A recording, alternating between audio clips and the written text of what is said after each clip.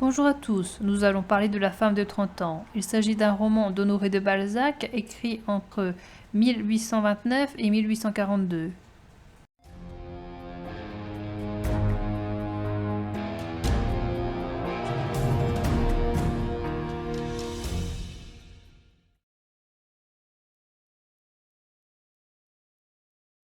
Au mois d'avril 1813, à Paris, Julie presse son père car elle veut assister à une parade de Napoléon aux Tuileries. Cependant, ils arrivent trop tard. Ils ne peuvent pas entrer car des factionnaires leur bloquent l'entrée. La fillette en est attristée car si Napoléon meurt lors de sa campagne, elle ne l'aura jamais vu. Le colonel Victor d'Aiglemont les voit et les fait entrer. Tout en feignant de regarder le spectacle, le père surveille d'un œil l'attirance entre sa fille et Victor. À un moment de la parade, Victor doit faire une manœuvre auprès de Napoléon. Victor chute de son cheval et Julie crie d'une telle manière que c'est une preuve de son amour.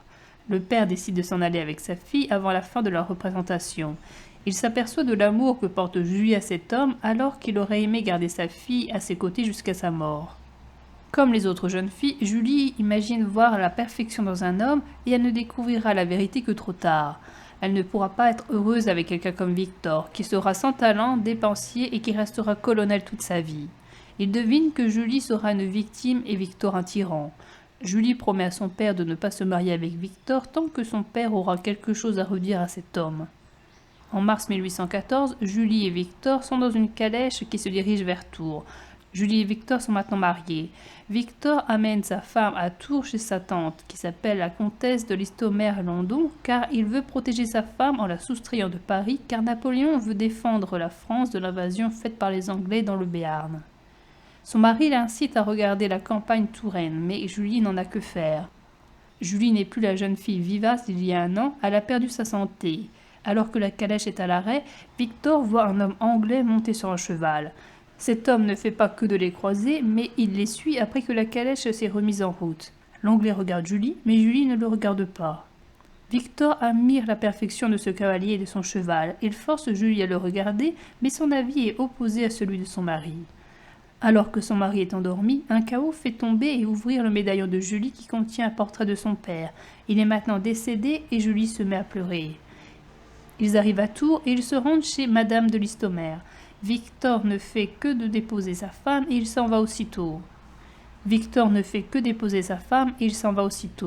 Tout d'abord, Madame de Listomère prend l'air pâlot de Julie pour de la tristesse due à la séparation de son mari. Malgré l'absence de Victor, Julie ne va pas mieux. Elle ne sort pas, parle peu et garde son teint maladif. Madame de Listomère arrive peu à peu à la découvrir et à s'attacher à elle. Elle cherche la cause du mal. Elle devine que ce n'est ni l'absence de son mari, ni la mort de son père. Les deux femmes voient un homme à cheval passer. Il s'agit de l'Anglais que Julie a croisé sur la route de Tours. Il s'appelle Arthur Ormond. Madame de Listomère lui raconte son histoire. Arthur a été à Montpellier pour soigner sa maladie. Il a été arrêté comme tous les Anglais par Napoléon lors de la guerre. Durant sa captivité, il a étudié la médecine. Madame de Listomère devine que cet homme est tombé amoureux de Julie, car depuis qu'elle est ici, Arthur passe 2 fois par jour sous ses fenêtres. Face à cet homme, Julie est sur la défensive, ce qui fait croire à Madame de Listomère que Julie n'aime pas que son mari, mais tous les autres hommes. Le soir, Julie va se coucher plus tôt que d'habitude. Elle écrit, elle pleure et elle finit par s'endormir. Quand elle se réveille, Madame de Listomère est à ses côtés et elle lit la lettre qu'elle vient d'écrire. Elle a écrit à une de ses amies qui s'appelle Louisa. Quand elles étaient plus jeunes, les deux jeunes femmes se sont promises que la première qui irait se marier raconterait à l'autre ce que c'est que le mariage. Louisa doit bientôt se marier et Julie la met en garde contre ce mariage dont la désillusion vient dès la nuit de noces. Madame de Listomère lui dit de ne pas écrire une telle lettre à une personne qui va bientôt se marier. Julie lui apprend qu'elle a de la fièvre depuis 1 année, c'est-à-dire depuis son mariage. Victor et Julie s'aiment tous les deux. Cependant, elle n'est pas faite pour se marier à cet homme et elle souffre de son mariage. Madame de Listomère dit qu'elle va changer Victor de manière à ce qu'une vie à deux soit possible. Madame de Listomère va devenir la mère de substitution de Julie. Tandis que Julie et Madame de Listomère sont dans la salle à manger, l'Anglais repasse à cheval. Madame de Listomère dit à Julie que d'en faire le reproche à ce jeune homme reviendrait à montrer qu'il est dangereux. Pour ne plus le voir passer, les deux femmes mangeront dans une autre pièce. L'empire de Napoléon est tombé. Paris a été pris et les Bourbons ont gagné. Victor demande à sa femme de partir de suite pour Orléans où il sera et lui donnera des passeports. Madame de Listomère ne part pas avec Julie car elle veut la rejoindre plus tard. Sur la route pour aller à Blois, Julie s'aperçoit qu'Arthur est dans une autre voiture et la suit. À Orléans, la voiture de Julie est arrêtée et gardée par des Prussiens. Peut-être grâce à Arthur, un groupe d'officiers lui remettent un passeport et lui permettent de partir. Julie revient à Paris où elle retrouve son mari. Victor rejoint les troupes de Louis XVIII et devient général. Madame de Listomère ne rejoindra jamais le couple car avant d'arriver à Paris, elle meurt de joie d'avoir rencontré le duc d'Angoulême. Sous la Restauration, Victor passe pour un personnage de mérite, alors que ce n'est pas le cas. Les autres ne voient pas la nullité de Victor, mais sa femme le remarque. Chez lui, il laisse sa femme commander. Ceci apporte encore de l'insatisfaction chez sa femme, car elle est obligée de conduire un seau et elle se sent ni homme ni femme. Sa souffrance intérieure se traduit par un déclin de sa santé. Elle tombe en dépression et elle n'attend que la mort. En 1817, elle a une fille prénommée Hélène qui la rend moins malheureuse. Victor se détache de sa femme. Julie repense aux paroles de sagesse de son père. Elle pense également à Arthur. Elle ne vit que pour préserver sa fille d'une belle-mère mauvaise. Son mari, qui a passé la soirée chez Madame de Sérisy, dit à sa femme que cette femme l'invite à un concert. Madame de Sérisy a pris le cœur de son mari et Julie le sait. Elle décide de reconquérir Victor en brillant dans le monde et en faisant la coquette, alors que cela ne lui est pas naturel. Quand Julie se présente chez cette femme, ce n'est plus une femme malade, mais une femme plus belle que jamais. Elle arrive à vaincre Madame de Sérisy et à attirer les hommes de ce salon. Elle est parfaitement habillée et elle chante à la perfection. Cependant, quand elle remarque qu'Arthur est à ses côtés et qu'il la regarde, sa voix a une altération. Madame de Sérisy a finalement vaincu Julie. Victor se plaint de sa femme auprès du frère de Madame de Sérisy. Même si Julie est belle, il ne peut pas en faire grand-chose à cause de sa fragilité. Grâce à cet argument, il justifie ses infidélités. Arthur dit avoir étudié la médecine et il propose à Victor de soigner sa femme. Victor a besoin de réfléchir à cela et de demander l'avis de sa femme. Émoustillé par Julie, son mari a un rapport avec elle. Julie, réveillée en pleine nuit, en ressent du remords. Si elle ne se suicide pas, c'est que grâce à sa fille. Quelques jours plus tard, Arthur vient à la demeure de Julie et de Victor.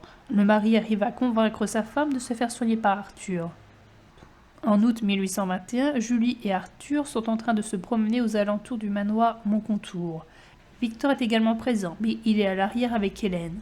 Julie admire le décor de ce lieu qui est le même que celui que lorsque Julie et Arthur se sont vus pour la première fois. Julie se sent mieux et elle est en pleine santé. Cela fait 1 an qu'Arthur la soigne. Il l'a menée aux eaux d'Aix et à La Rochelle. Julie le remercie pour la première fois pour tout ce qu'il a fait pour elle. Ils pensent tous les deux qu'il est temps qu'Arthur s'éloigne et qu'il retourne en Angleterre.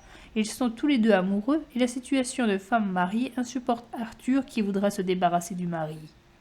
Elle lui dit qu'elle n'aura pas d'amant, qu'elle restera avec son mari avec qui elle n'aura plus de rapport. Le soir même, Arthur s'en va. Le lendemain, dans la voiture, Julie se souvient en détail de son premier voyage. Son mari est de nouveau amoureux d'elle, mais elle le rejette.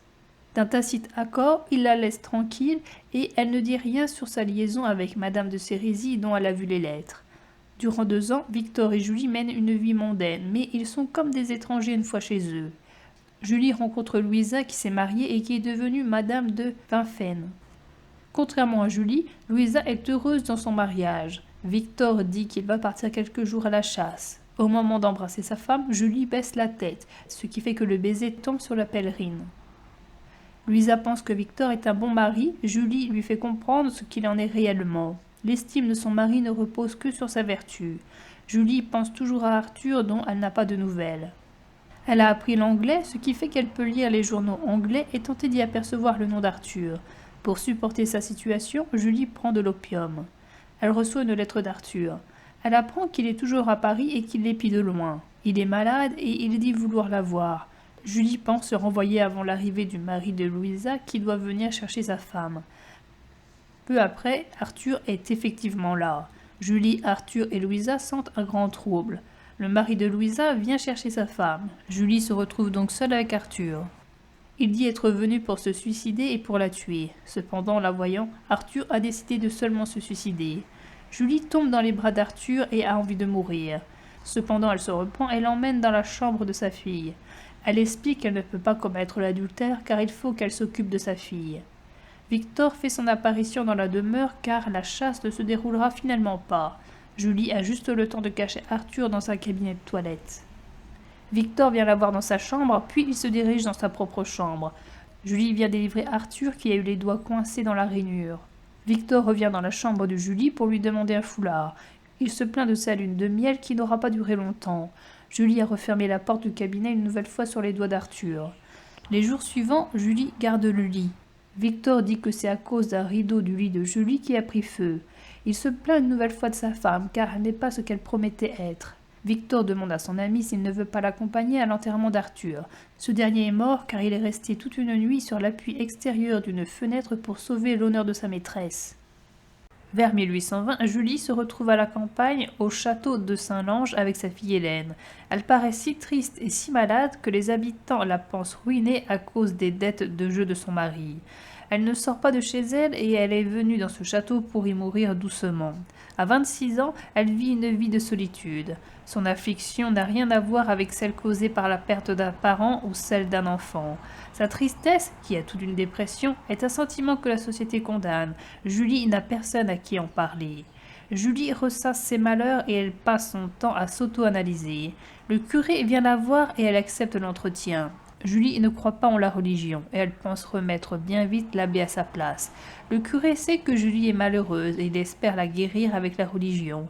Il dit que ses douleurs ne sont rien à côté des siennes. Cet homme dit avoir perdu ses parents, sa femme, sa fille et enfin ses 3 fils lors de la bataille de Waterloo. Depuis, il trouve de réconfort dans l'état de prêtre.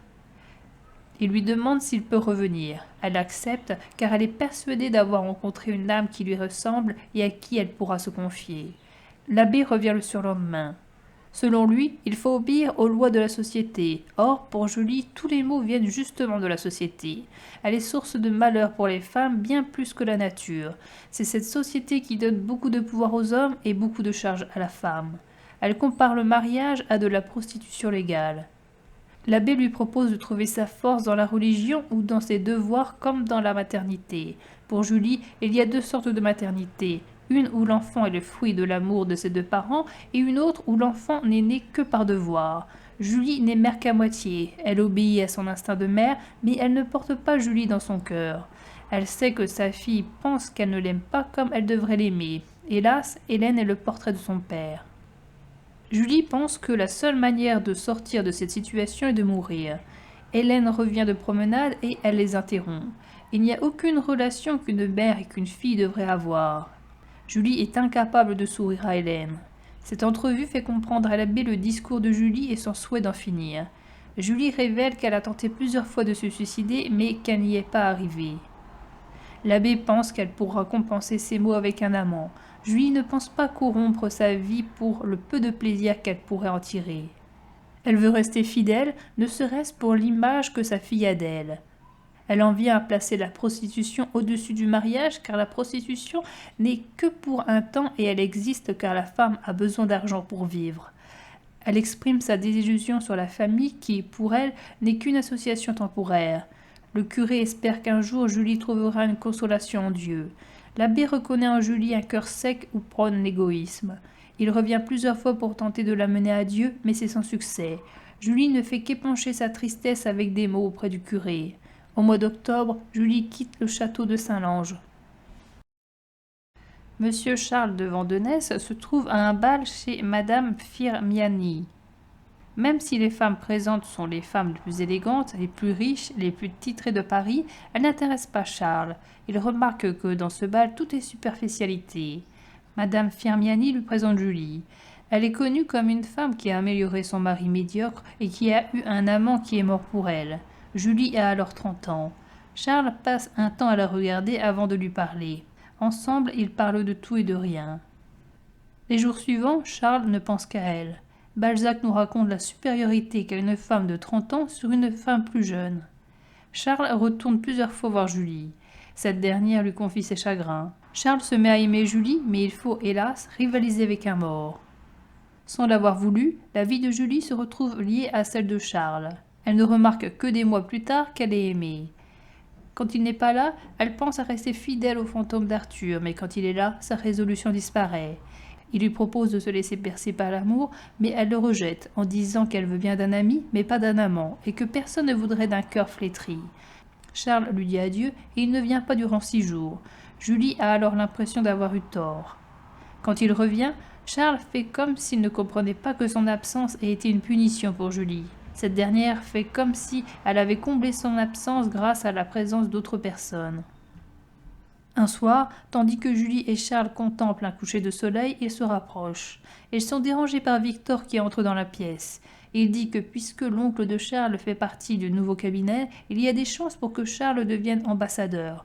Charles a dit qu'il veut rester à Paris.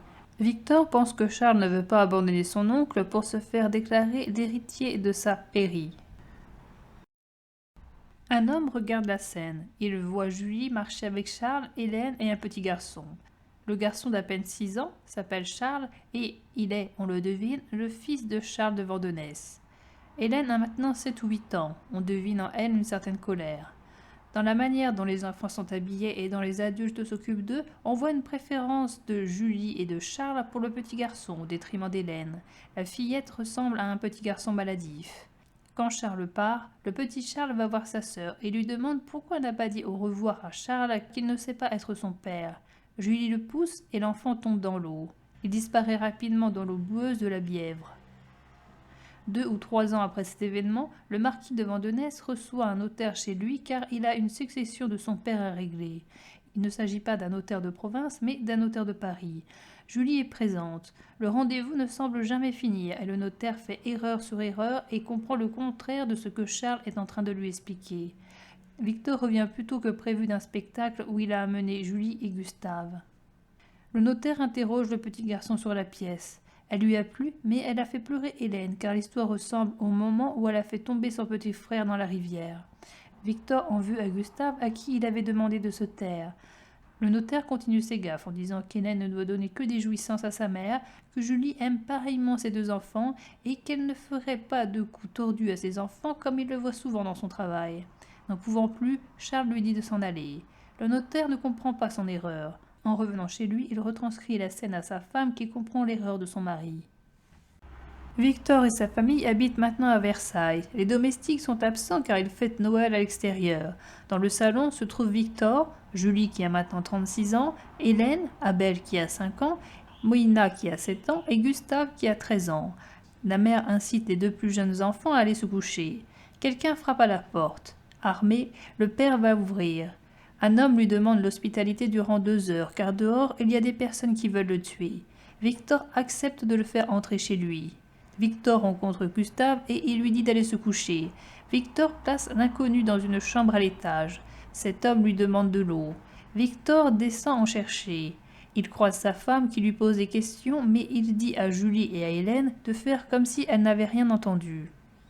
Victor monte l'eau. L'inconnu lui demande de ne pas le regarder quand il boit. Grâce à un miroir, Victor le regarde et il voit que cet homme a pris la carafe avec un chiffon qui se tache de sang. L'inconnu sait que Victor a regardé. Il justifie ses mains ensanglantées par un duel. L'homme pense qu'il est perdu et il sait par avance que des gendarmes vont bientôt venir ici. Peu de temps après, en effet, des gendarmes frappent à la porte. Victor est descendu et il leur ouvre. Un gendarme lui demande s'il a ouvert à quelqu'un. Victor répond que non. Victor apprend que les gendarmes sont à la recherche d'un assassin qui vient de tuer à la hache le marquis de Mauny. Victor voit les domestiques arriver et il leur fait des reproches car ils reviennent en retard. Durant l'absence du père, la mère a poussé Hélène à monter voir ce qu'il se passe là-haut. Hélène y va car elle obéit à sa mère, mais cela la chagrine de désobéir à son père. Après avoir ouvert la porte, elle est comme fascinée par cet homme. Elle ne descend que quelques instants avant le retour de son père dans le salon. Les domestiques vont se coucher. L'assassin descend et il vient au salon. Victor est outré qu'un assassin se présente au milieu de sa famille. L'inconnu dit que Victor ne peut pas le mettre dehors sans mettre son estime en jeu car les 2 heures ne sont pas tout à fait expirées. Victor veut tout de même qu'il sorte. L'inconnu ne se sent pas responsable de son crime car il dit qu'il a fait la justice en tuant cet homme qui a commis des crimes. Hélène veut suivre cet homme. Victor ne trouve pas naturel que sa fille veuille suivre un homme qu'elle vient tout juste de connaître. Julie et Victor sont contre le départ de leur fille avec un assassin, mais ils ne peuvent rien faire car ils sont pris comme dans une sorte de torpeur. Victor interroge sa fille sur la raison de son départ. Hélène croit en cet homme et elle veut l'aider dans ses souffrances. Victor veut mettre sa fille dans un couvent, mais elle dit qu'elle y mourra. Victor tente de pointer une arme sur l'assassin, mais l'arme finit par tomber à terre. Les parents n'ont pas d'autre choix que de laisser Hélène partir avec l'étranger. Victor ne reprend conscience qu'après le départ d'Hélène et de l'inconnu. Il réveille ses domestiques, appelle les gendarmes et lance un chien pour rattraper le couple qui vient de fuir, mais personne n'est retrouvé. En rentrant chez lui, Victor reproche à sa femme d'avoir été froide envers sa fille. Il demande de détruire le métier à tapisserie où sa fille avait commencé à travailler. La faillite d'un agent de change ruine Victor. Il tente des opérations pour rétablir sa richesse initiale, mais rien ne fonctionne. Il s'expatrie durant 6 ans. Après avoir fait richesse à l'étranger, Victor veut rejoindre sa famille. Il est sur un brick espagnol appelé le Saint-Ferdinand qui se dirige vers la France. Victor est vieilli par les malheurs plutôt que par l'âge. Le bateau rencontre un bateau pirate appelé l'Othello. Le bateau de Victor est bombardé de boulets et les pirates qui sont montés sur leur navire jettent à l'eau les passagers. Quand c'est au tour de Victor d'être jeté à l'eau, Victor et l'inconnu se reconnaissent. Cet homme lui laisse la vie sauve et l'amène auprès de sa fille. 7 ans se sont passés depuis son départ. Hélène a changé physiquement. Elle est maintenant mère de 4 enfants. Elle se dit très heureuse de mener cette existence. Elle est comme une reine sur ce vaisseau et sur les mers. Son père essaie de la raisonner en lui disant qu'elle a abandonné sa famille, que son mari est un assassin et en faisant appel à sa conscience. Ses arguments pèsent bien un peu devant l'adoration qu'elle porte à son mari. Ce dernier vient auprès d'eux et dit qu'il ne ressent pas de remords à ce qu'il fait car il le fait par nécessité. L'inconnu donne à Victor des billets qui représentent la somme d'1 million. Comme gage de souvenir à sa famille, Hélène donne à Victor des pierres, des bijoux et des colliers. Quand Victor lui demande le motif de sa fuite, elle lui répond que le secret ne lui appartient pas. En partant, Victor voit le Saint-Ferdinand incendié et en train d'être pillé. Revenu chez lui, le marquis meurt peu de temps après avoir ramené sa fortune à sa famille. En 1833, Julie emmène sa fille Moïna aux eaux des Pyrénées. Après être redescendue de la montagne, elle loge dans un hôtel. Julie entend des plaintes dans la chambre qui est à côté de celle de Moïna. Julie apprend de l'hôtesse qu'il s'agit d'une femme et de son enfant qui sont tous les deux mourants. Julie entre dans la chambre et elle reconnaît Hélène. Celle-ci a échappé à un naufrage et elle n'a pu sauver qu'un seul de ses enfants. L'enfant décède. Hélène attribue ce désastre à sa mère. Elle finit par mourir en adressant un message incomplet à Moïna. Julie complète le message en disant à Moïna que le bonheur ne se trouve jamais dans une vie romanesque, en dehors des idées reçues et loin de sa mère. En juin 1842, Julie a 50 ans. Balzac nous fait le portrait d'une femme vieillie avant l'âge et toujours triste. Ses 2 fils sont morts. Il ne lui reste plus que Moïna, à qui elle a donné son hôtel et toute sa fortune. Moïna s'est mariée et elle est devenue Madame de Saint-Héreen. La réalité est que Julie ne voit guère sa fille, qu'elle ne se rend plus aux Italiens par peur de déranger sa fille alors qu'elle aime la musique, et qu'elle va au salon de sa fille où personne ne fait attention à elle. Le comte de Saint-Héreen est parti depuis environ 6 mois pour accomplir une mission politique. Julie a noté un penchant de sa fille envers Alfred de Vandenesse. Julie voudrait empêcher cette relation, mais elle sait qu'elle n'y arrivera pas, même si elle leur dit qu'ils sont demi-frères et demi-sœurs. Sous un acacia, elle attend tout de même que sa fille se lève pour lui dire la vérité. Julie est souvent touchée par les remarques, par les critiques et par le comportement que sa fille trop gâtée a envers elle. Quand Julie entre pour voir sa fille, cette dernière est plus ennuyée qu'autre chose de voir sa mère. Julie lui dit ce qu'elle a à lui dire, mais Moïna croit qu'en plus du père, sa mère est jalouse du fils. Quand Julie sort dans le jardin, elle a sans doute une attaque cardiaque. Elle est transportée dans la maison. Sa fille se rend compte de sa faute et elle pleure. Julie lui sourit, ce qui signifie qu'elle lui pardonne. Quand la famille et les médecins arrivent, Moïna annonce la mort de sa mère. Avec la chute de Napoléon s'ouvre un monde nouveau, où les nobles récupèrent leurs titres de noblesse, où les idiots sont rois. Ainsi Victor devient général alors qu'il ne le mérite pas. Un homme devient notaire alors qu'il ne fait que gaffe sur gaffe. Et un abbé fait des visites infructueuses. Il est à noter que si de telles personnes parviennent à atteindre des sommets, c'est car des personnes aveugles les ont mises là. C'est également un monde nouveau où Victor paraît plus violent envers sa femme. Ce Victor d'après n'a rien à voir avec l'homme attentionné qui avait fait entrer le père et la fille lors de la revue de Napoléon. C'est également le moment de la naissance de la recherche d'un bonheur individuel. Victor le cherche avec sa maîtresse, Julie le cherche avec Arthur et avec Charles, Hélène le cherche avec l'inconnu, Moïna le cherche avec son demi-frère. Chacun est à la recherche de ce qui fera son bonheur. Le groupe est déstructuré, l'unité familiale disparaît. Julie et sa fille sont comme des personnes opposées. Julie ne connaît pas le bonheur dans le mariage, or Hélène est heureuse dans son mariage. Elles sont différentes physiquement. Julie est belle mais elle est frêle, Hélène est belle mais elle est plus forte que sa mère. Julie est dans la lamentation tandis qu'Hélène est dans l'affirmation. Cependant les deux femmes ont des points communs. La cause de leur mariage est une désobéissance. Julie ne respecte pas son engagement qu'elle a eu envers son père. Hélène désobéit à son père en montant dans la chambre de la maison. Toutes les deux n'écoutent pas les conseils de leurs parents. Julie n'écoute pas les conseils de son père. Hélène n'écoute pas les conseils de sa mère et de son père. Hélène n'écoute pas non plus les conseils de son mari qui l'a refusé par 2 fois. Toutes les deux choisissent rapidement leur mari. Nous avons 2 cas de femmes. Il y a Julie qui reste prisonnière de son mariage. Elle n'a pas de solution, car le divorce n'existe plus. Elle n'a pas non plus de réconfort, car elle n'a pas de religion, et ses amants disparaissent. En effet, l'un meurt et l'autre disparaît durant les 2 derniers chapitres. Hélène a sa situation débloquée, car elle vit au-dessus des lois. Elle a sans doute tué son petit frère, et elle vit avec un assassin. Donc, le malheur n'existe que par le respect des règles, c'est-à-dire de la société. Hélène est en dehors de la société puisqu'elle vit sur les mers. Elle ne fait pas partie du monde des hommes. Donc il y a une solution. Julie le voit bien. Si elle ne prend pas ce chemin, c'est car elle le veut bien. Être inclus dans la société est plus important pour elle que d'être heureuse. La comédie à laquelle le couple se soumet lors des salons en est l'exemple. À la fin du chapitre 5, Hélène n'a pas le temps de terminer sa phrase. C'est Julie qui la complète pour Moïna. Cependant, ce n'est pas sûr qu'Hélène ait voulu dire ça. La mort d'Hélène est tout de même plus enviable que celle de sa mère. Hélène est morte après avoir vécu une vie selon son choix. Julie meurt après avoir vécu une vie de contrainte. Elle meurt après une dispute avec sa fille, alors qu'Hélène meurt après une retrouvaille avec sa mère. La parole de Julie n'a que peu de valeur. Elle dit à son père qu'elle ne se mariera pas avec Victor tant qu'il n'aura pas changé d'avis à son sujet. Or, Julie va chez Madame de Listomère environ 1 an après la revue de Napoléon. À Madame de Listomère, elle dit qu'elle a la fièvre depuis 1 an. Cela signifie que Julie s'est mariée très peu de temps après la promesse faite à son père. Julie promet à Arthur de ne pas connaître d'autres amants que lui. Or, dès le chapitre 3, elle en a à nouveau. Dans le château de Saint-Lange, elle dit qu'elle va s'y laisser mourir à petit feu, mais ce n'est pas le cas. Elle dit avoir voulu se suicider plusieurs fois, mais elle ne l'a jamais fait.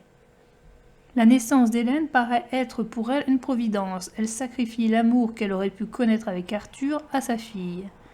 Or, dès le second chapitre, on voit qu'elle ne s'occupe pas de sa fille autant qu'elle le devrait. Il est dit sans cesse que Julie est maladive. Or, quand il le faut, Julie arrive à avoir la santé. Lors de la soirée chez la maîtresse de son mari, elle parvient à éblouir tous les hommes. Lorsqu'il faut cacher Arthur dans le cabinet de toilette, elle paraît si énergique qu'elle parvient à écraser les doigts d'Arthur. Arthur se retrouvera d'ailleurs mystérieusement non plus dans le cabinet de toilette, mais sur l'appui extérieur d'une fenêtre. Julie parvient à avoir un discours plein de fureur quand l'abbé est chez elle. Il est à noter que le comportement de Julie n'est pas seulement dû à son mari. Même quand son mari n'est pas là, par exemple à Saint-Lange ou chez Madame de Listomère, Julie ne parvient pas à aller mieux. Un autre exemple est les pleurs de la fillette quand elle est avec son père et que des gardes empêchent l'entrée de la jeune femme et de son père aux Tuileries. Les malheurs de Julie peuvent être vus comme une série de dominos qui tombent les uns après les autres. Le mauvais mariage entraîne l'adultère. Celui-ci entraîne un enfant bâtard qui est la source de la colère d'Hélène. Celle-ci a pour conséquence le meurtre ou l'accident d'Hélène sur son petit frère. Celui-ci entraîne le départ de Julie de la maison familiale. S'ensuit la ruine de la famille et les morts de Victor et de pratiquement tous les enfants de Julie. Tout le désastre de la famille viendrait de Julie, comme le dit Hélène dans le chapitre 5. Ceci est vrai si on considère que le mariage vient de Julie. Or, pour se marier, il faut l'accord de 2 personnes. Tout peut être finalement de la faute du mari. Dans ce cas, il faut mettre un domino avant le mariage de Julie. Il s'agirait de l'aveuglement de Victor qui a accepté de se marier avec Julie alors que, plus vieux, il aurait dû s'apercevoir de l'incompatibilité de caractère entre Julie et lui. En plus d'être infidèle à son épouse, Victor est infidèle à ses idées en travaillant d'abord pour Napoléon, puis pour Louis XVIII. Il y a un parallèle à faire entre Victor et le notaire peu doué. Tous les deux commettent des bourdes et ne le comprennent pas. Cependant, Victor est pire que ce notaire, car tout se fait par engrenage, alors que pour le notaire, ses erreurs ne sont qu'un instant T, le notaire ne faisant pas sa vie avec ses clients. Victor s'y prend mal avec sa femme dès la nuit de noces. Étant marié à Julie, il a tous les pouvoirs sur son corps durant le temps du mariage, c'est-à-dire la vie de l'un ou de l'autre. Il répète donc la première scène qui ressemble plus à un viol qu'à autre chose. Le mari se dit insatisfait de sa femme publiquement, sans même remarquer que si Julie a un tel comportement, c'est de sa faute. Cette répétition publique de l'insatisfaction conduit à éloigner encore plus loin les deux personnes. Il dit regretter le fait que sa femme n'est pas telle qu'il la croyait. Or, c'est lui-même qui l'a modifiée sans s'en rendre compte. Il est le responsable de la frigidité et de la maladie psychologique de sa femme. Dans ce roman, les choses ne sont pas si sûres. Le bien et le mal sont si emmêlés qu'il devient difficile de les distinguer. Le mari d'Hélène est maintes fois assassin. Il a tué le marquis et plus tard, dans son travail de pirate, il tue bien des personnes. Or, le mari d'Hélène et Hélène mènent une existence paisible. Leur entente est parfaite et elle est loin du massacre du mariage de Julie et de Victor. Le mal peut finalement être du côté de Victor. Dans son métier, il a dû tuer lui aussi des gens. Il n'a pas agi par nécessité ou par justice comme le mari d'Hélène, mais sans raison personnelle, par obéissance aux ordres. Ce qui paraît bien pire. Victor tue sa femme à petit feu par le mariage qui est, selon Julie, bien pire que la prostitution. C'est un meurtre organisé par la société. Le flou concerne aussi l'appartenance des enfants, lesquels sont à Charles et lesquels sont à Victor. Après la naissance d'Hélène, Victor prend de la distance avec sa femme, mais il n'est pas tout à fait impossible que les futurs enfants soient de lui. Il y a aussi du flou pour savoir si Victor sait que certains de ses enfants sont de lui ou de Charles. Victor est brun, Charles a les cheveux blonds, Julie est brune. Le petit Charles a les cheveux blonds, Hélène a les cheveux noirs. Dans le 5e chapitre, les deux plus jeunes enfants ont alternativement les cheveux blonds et bruns. Même si Victor n'est pas un bon mari, il est tout de même un bon père. C'est lui qui s'occupe d'Hélène quand Julie est occupée à parler avec Arthur. Lors du chapitre 5, il apparaît comme un bon père de famille dans le salon et entouré de ses enfants. Hélène le préfère à sa mère. Lors de la fuite d'Hélène, c'est Victor qui la retient davantage. C'est lui qui tente de la poursuivre après le départ du couple. S'il s'éloigne quelques années, c'est pour ramener de la richesse à sa famille. Ce n'est que lorsque les individus sont proches de la mort qu'ils sont plus sages. Le père de Julie, Madame de Listomère et Hélène disent des paroles pleines de sagesse. Victor fait une bonne action près de sa famille en permettant de restaurer la richesse de la famille. Julie sourit à sa fille, ce qui est signe de pardon accordé. Au commencement du mois d'avril 1813, il y eut un dimanche dont la matinée promettait un de ces beaux jours où les Parisiens voient pour la première fois de l'année leurs pavés sans boue et leur ciel sans nuages. Avant midi, un cabriolet à pompe attelé de 2 chevaux fringants déboucha dans la rue de Rivoli par la rue Castiglione et s'arrêta derrière plusieurs équipages stationnés à la grille nouvellement ouverte au milieu de la terrasse des Feuillants. Cette leste voiture était conduite par un homme en apparence soucieux et maladif. Des cheveux grisonnants couvraient à peine son crâne jaune et le faisaient vieux avant le temps. Il jeta les rênes au laquais à cheval qui suivait sa voiture et descendit pour prendre dans ses bras une jeune fille dont la beauté mignonne attira l'attention des oisifs en promenade sur la terrasse. La petite personne se laissa complaisamment saisir par la taille quand elle fut debout sur le bord de la voiture et passa ses bras autour du cou de son guide, qui la posa sur le trottoir, sans avoir chiffonné la garniture de sa robe en reps vert. Un amant n'aurait pas eu tant de soin. L'inconnu devait être le père de cet enfant qui, sans le remercier, lui prit familièrement le bras et l'entraîna brusquement dans le jardin. Le vieux père remarqua les regards émerveillés de quelques jeunes gens, et la tristesse empreinte sur son visage s'effaça pour un moment. Quoiqu'il fût arrivé depuis longtemps à l'âge où les hommes doivent se contenter des trompeuses jouissances que donne la vanité, il se mit à sourire.